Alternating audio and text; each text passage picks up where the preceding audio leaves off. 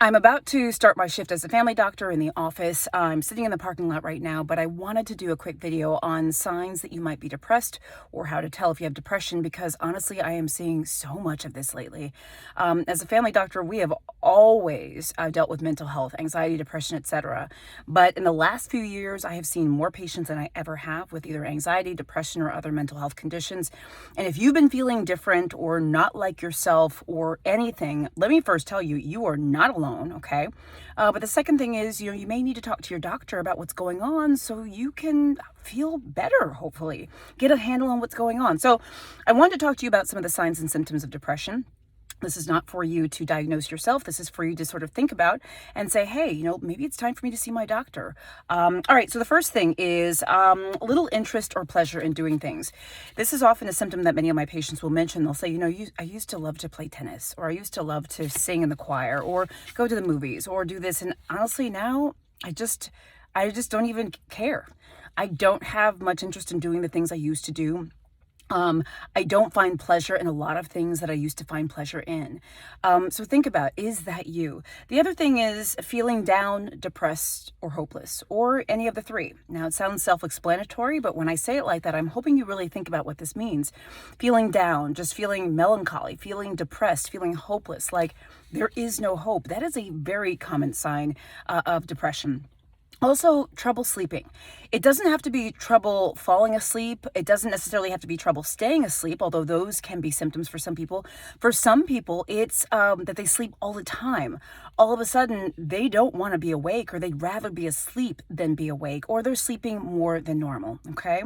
The other thing is feeling tired and having little energy, just sort of being blah. Feeling blah, feeling fatigued, feeling tired, low energy, just low. And then the other thing is appetite. Appetite is something that changes with depression. Also, anxiety can happen as well. But some people develop poor appetite, where their appetite just sort of goes away. Other people actually eat more. And they may overeat, okay? So sometimes even with, things like depression, we notice either weight gain or weight loss. For some people, that is a sign or a symptom. Another big symptom, actually, this happens a lot, is, what's the language that you use what's the language that you use with yourself?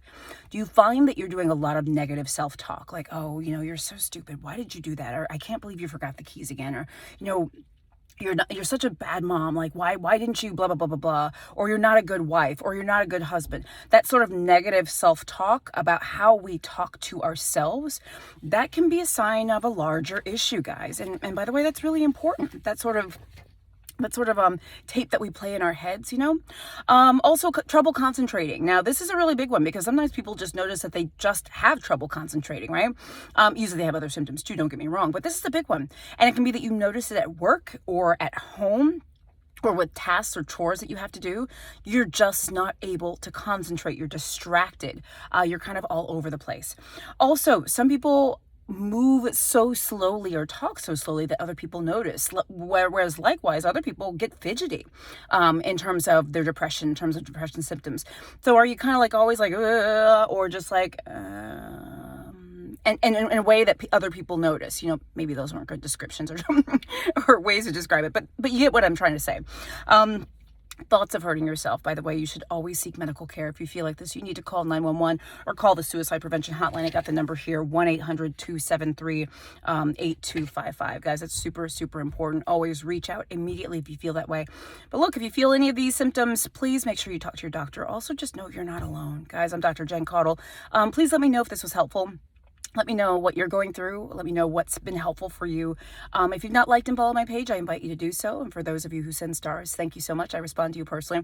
Also consider joining my subscription groups for exclusive content. For those of you on YouTube, hello. Please subscribe to my channel and click the little bell for updates. Guys, I'm Dr. Jen. I'll see you soon.